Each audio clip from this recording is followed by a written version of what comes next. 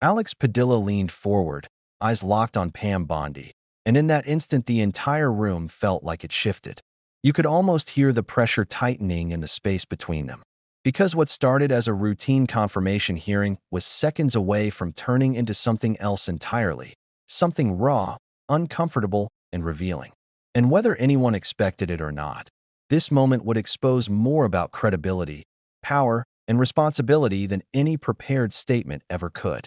Viewers watching later wouldn't remember the polite greetings or formal introductions. Thank you, Mr. Chair. Before I begin, I just want to remind us all for the record that the 34 convictions, not indictments, convictions of former President, incoming President Trump were by a jury of his peers.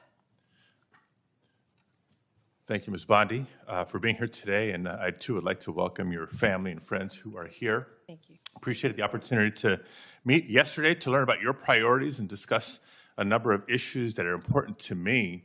But I got to tell you, as I reflected on our conversation yesterday and as I've observed the hearing today, I continue to have significant reservations on your ability to function as a truly independent Attorney General for your friend. Let's say you keep referring to him, your friend, President-elect Trump. So I hope you can address some of these concerns through your responses to my questions here. Now, the first issue area is something that we didn't get a chance to touch on yesterday.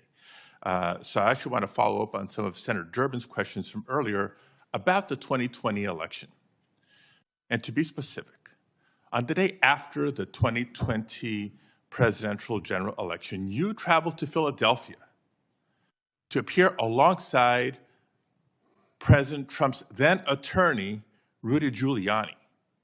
And together, you falsely asserted that President Trump had, quote, won Pennsylvania in that election. Now, I want to be clear. At that moment, there were still at least 1 million ballots left to be counted in Pennsylvania. Of course, President Biden went on to win the state by more than 80,000 votes. But in the following days, even after the results were clear, you continued to double down on the big lie, promoting falsehoods about election fraud and cheating without offering any actual evidence. And I remember it clearly because I served as California Secretary of State at the time, and I invited anybody associated with the Trump campaign who was making these claims to come forward with evidence of irregularities in the election or massive voter fraud. 4 years later, I still have seen none. So I ask you today, do you have any evidence of election fraud or irregularities in the 2020 election? So, First Senator. Yes or no? It's a yes or no question. First Senator. Do you have evidence, yes or no? First Senator. I'm so sorry about the fires to you and Senator Schiff and what you're going through in your states.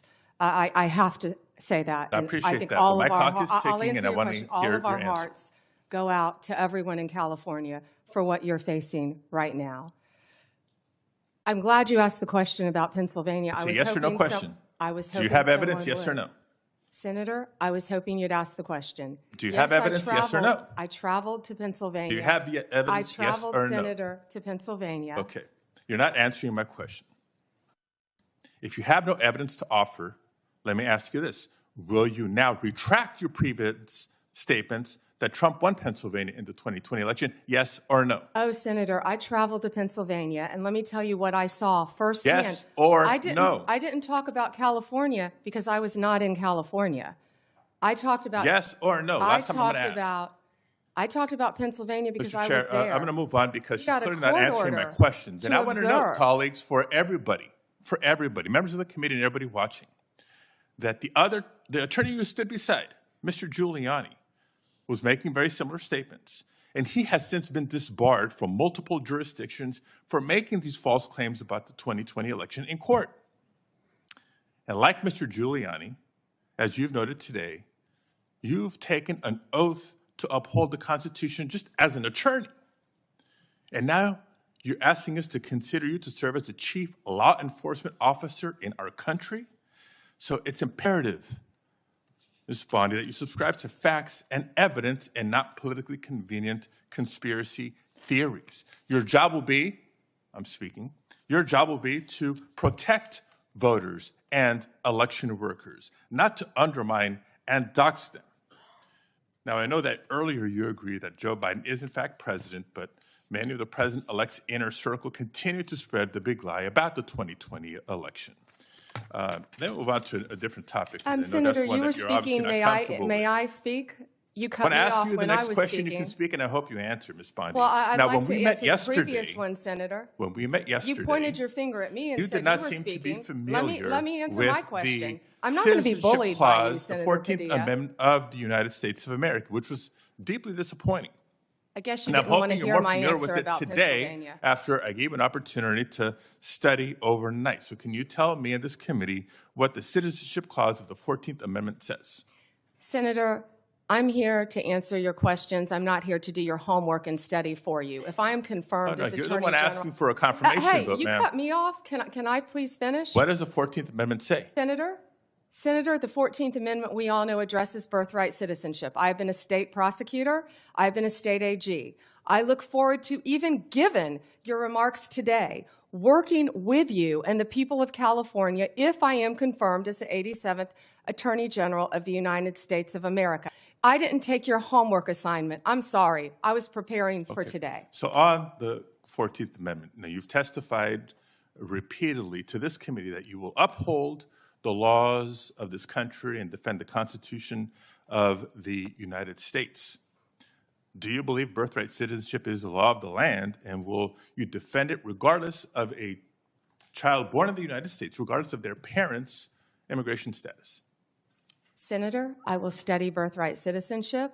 I would love to meet with you regarding Ma'am, you're birthright asking us citizenship. to Can I continue answer to the serve as the question? Attorney General of the United States, and you still need to study the 14th Amendment of the Constitution? That is not helping me have more confidence in your ability to do this job. One other immigration-related question, I'll steer clear of the I Constitution have one and the regarding law. that I'd like to Senator talk about. Hirona asked you earlier, but I don't think you answered her question. Can you please tell us, do you agree with the statement that immigrants are, quote, poisoning the blood of our country, yes or no? I did not say that. I did not say that you said that. I'm asking if you agree with it, yes or no. I did not say that. Do you agree with it, yes or Senator, no? my great-grandparents are immigrants. Do you agree with it, They yes or no? came here from Sicily Do you agree through with it, Ellis yes or Island no? when they were teenagers. Do you agree with it, yes or no? Senator, let me answer the question. Yes or no? It's My real simple. great-grandparents came here, immigrated to this country from Sicily, recently went and found each of their birth certificates. We are a nation made up of immigrants. Do I believe immigrants are poisoning our country? No, Senator. Thank you very much, Mr. Chair. I can't wait for the second round. Same, Senator. Thank you. They'd remember the silence right after Padilla asked a question so simple, so direct, that dodging it said more than answering ever could. He didn't raise his voice. He didn't lean back dramatically. He just asked for evidence. Evidence for claims that had echoed in headlines, talk shows, and hearings for years. And when you strip away all the politics and talking points, the question was painfully straightforward. Do you have any evidence? Yes or no? The pause that followed didn't just linger. It fractured the illusion of certainty. Because in that moment, Pam Bondi didn't respond with proof, documents, details, or even a confident defense. Instead, she leaned into deflection like muscle memory. She talked about traveling to Pennsylvania. She talked about what she saw. She talked about everything except the one thing Padilla had asked for. And viewers couldn't look away. It wasn't just what she said. It was what she didn't say. And that gap, the gulf between certainty and accountability, became the most telling answer she could have given. Padilla saw it too. You could see it in the slight shift of his posture, the tightening of his expression. This wasn't just a senator debating an official. This was a public servant demanding clarity from someone asking for one of the most powerful legal roles in the nation. And when Bondi tried to pivot again, repeating the same line about traveling to Pennsylvania, Padilla cut back in with the simplicity of a knife. Yes or no? And that's when the unraveling began. Because here's the truth. When someone is confident in their facts, they don't dodge. They don't circle. They don't reroute the question back at the person asking. They answer directly. But Bondi didn't. She couldn't. And that was the moment that exposed far more than she intended. It wasn't just a bad response. It was a credibility collapse unfolding in real time. Padilla wasn't grandstanding. He wasn't attacking. He wasn't playing to the cameras. What he was doing was holding the line that every public official should hold. If you make a claim, you should be able to support it. And when someone can't, or won't, that raises a question bigger than any political divide. It raises a question about integrity. And what made the moment even more striking was how familiar Bondi's strategy felt. The gentle pivot, the emotional anecdote, the repeated references to what she witnessed despite offering no actual proof. It was the kind of response designed to create the feeling of authority without the substance behind it. A response polished enough to sound confident, but hollow enough that anyone listening closely could hear the echoes. Padilla wasn't having it. He tried again, and each time the same pattern emerged. A yes or no question met with a deflection shaped like an answer, but not an actual answer. It was the conversational equivalent of smoke drifting across a room without revealing the fire behind it. And then came the shift, the moment Padilla's tone sharpened, not with anger, but with clarity. If Bondi couldn't provide evidence, then the next question was obvious. Would she retract the claim? Again, a yes or no question. Again, a refusal to answer. Instead, another story about traveling to Pennsylvania. Another attempt to justify without substantiating.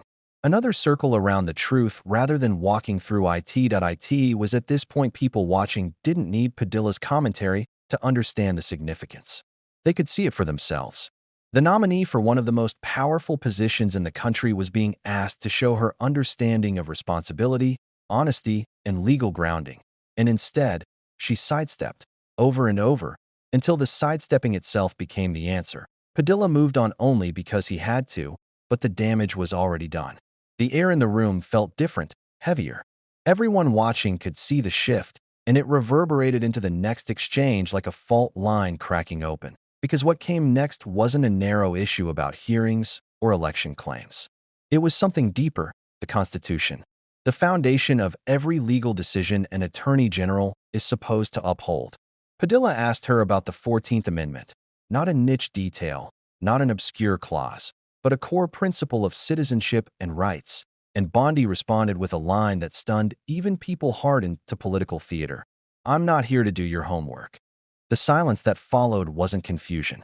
It was disbelief. This wasn't a question crafted to embarrass her.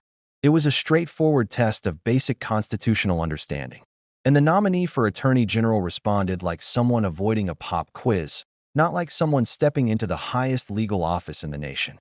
When she tried to backtrack, saying she knows it deals with birthright citizenship, the weakness in the answer only made the moment sharper. A concept this fundamental shouldn't require scrambling or improvisation. And Padilla could see that. Every viewer watching could see that it raised a question no senator needed to say out loud. If she can't confidently explain this here, what happens when she's the one interpreting the law for millions? And then came the moment that cracked the tension wide open.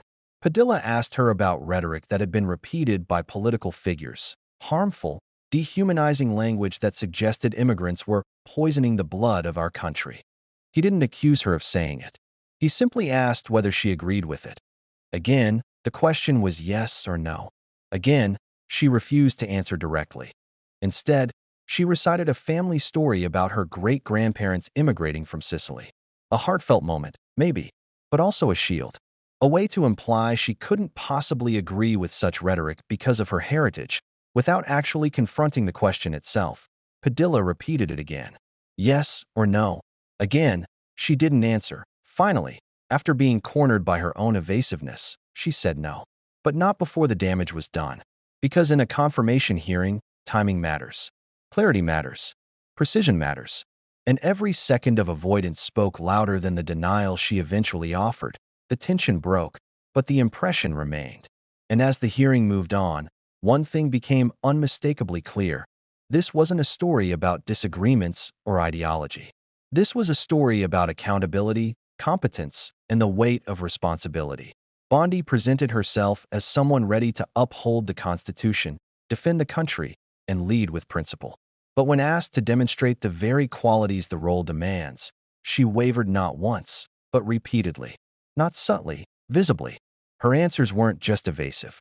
They suggested something deeper, a struggle between allegiance and autonomy, between narrative and fact, between authority and understanding. And whether you agreed with Padilla or not, whether you supported Bondi or not, the pattern couldn't be ignored. The hearing became a mirror, reflecting what happens when confidence meets scrutiny and talking points meet real questions. Now, here's where things get even more interesting. Some observers believe, and this is framed clearly as speculation, that Bondi's evasiveness wasn't just unpreparedness or discomfort. Rumors suggest she may have been trying to walk a tightrope, balancing loyalty to political allies with the appearance of independence. Analysts claim that her non-answers hint at a deeper conflict between her public role and her private alignments. Commentators argue that her reluctance to retract debunked claims reflects a strategy, not a mistake. Again, these are not established facts. These are interpretations circulating among political watchers. But they do raise an important question. How can someone be expected to serve independently when the pressure to remain loyal overshadows the obligation to be truthful? And that's what made this hearing so tense. Not the shouting, not the disagreements, but the quiet, uncomfortable realization that the person asking to enforce the law wasn't demonstrating the clarity and firmness the law requires. Padilla wasn't asking trick questions. He wasn't trapping her with obscure or technical language. He was asking foundational questions that anyone seeking such an immense responsibility should be ready to answer without hesitation. Instead, viewers watched a nominee struggle to offer transparency, anchor her claims in evidence, or speak confidently about the Constitution she vowed to uphold. And every hesitation became its own message. By the end of the hearing, one thing was clear. A confirmation isn't decided by polished statements or practiced lines. It's decided by how someone responds when the script runs out. And for Bondi, the moments unscripted revealed more than the moments rehearsed. Whether you saw the hearing as accountability, political tension, or a battle of credibility, one fact stands out. The answers she wouldn't give shaped the story more than the answers she did. And that's why this hearing went viral. Not because of drama for drama's sake, but because it captured something rare, a real-time test of truth, responsibility, and what happens when power is challenged by simple, undeniable questions. So, if you found this breakdown eye-opening, make sure to subscribe, hit the like button, and turn on notifications. The next deep dive is even more intense, and trust me, you won't want to miss it.